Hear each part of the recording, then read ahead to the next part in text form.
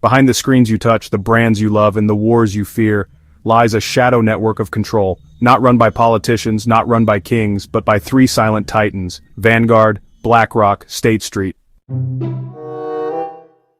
They are not tech companies, they don't make products, yet they own everything. And chances are, you've never even heard their names. This is the story of the Big Three, the invisible empire, quietly running the world. Welcome to Talk Maniac.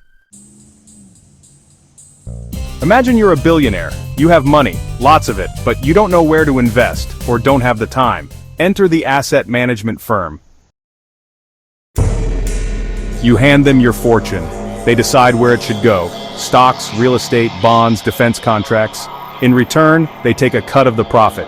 Now multiply that by millions of clients, and you begin to see how these firms become more powerful than governments. BlackRock, Vanguard, State Street. Together, they manage $26 trillion, more than the GDP of the United States. They don't just invest in companies, they own them.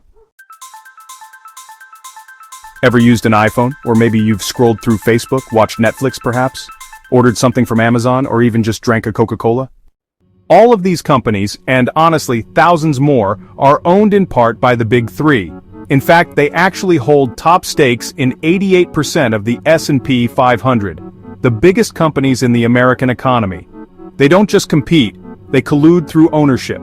Even companies we think are fierce rivals, like Coca-Cola and Pepsi or Apple and Microsoft, are jointly owned by the Big Three. What you see as capitalism is, more often than not, just a strategic monopoly. From the outside, they seem like competitors, but a closer look reveals something pretty disturbing.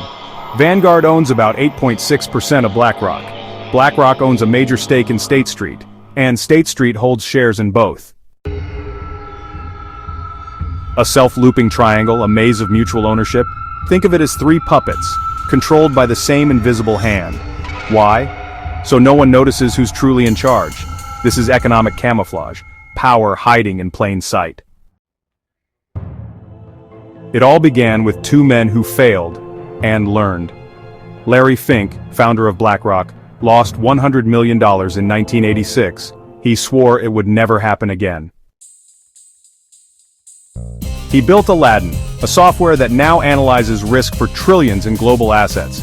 Governments, banks, and corporations rely on it, including Apple, Google, and the United States Federal Reserve. John Bogle, founder of Vanguard, lost his job at Wellington. He then launched the first low-cost index fund, democratizing investment. Together, these men didn't just change finance, they built the nervous system of the modern global economy.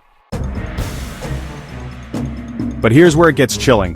When war breaks out in Ukraine, Gaza, or Taiwan, when the stock market crashes, or when nations fall into debt, the Big Three grow richer. Because they don't just own tech and consumer brands, they own the world's largest arms manufacturers: Lockheed Martin, Raytheon, Boeing, Northrop Grumman, General Dynamics, the so-called Big Five in defense.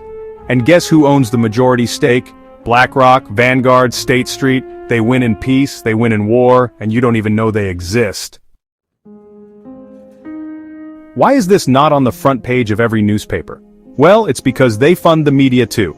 BlackRock and Vanguard are major shareholders in, get this, the New York Times, Fox News, CNN, Disney, and Comcast. Control the narrative, and you control reality. This is honestly why no one talks about them, because those who might are already owned. You can't boycott them, you can't vote them out, you can't sue them, because they are not illegal, they are invisible. But what you can do is understand the game. Because once you know the players, you stop being the pawn. This was Talk Maniac, where we expose the power behind the curtain. If you found this eye-opening, comment your thoughts and subscribe. And if you want to understand how these corporations profit from every war, watch our next video, The Business of War, Why the United States Never Leaves the Battlefield. Until next time, stay aware, stay curious.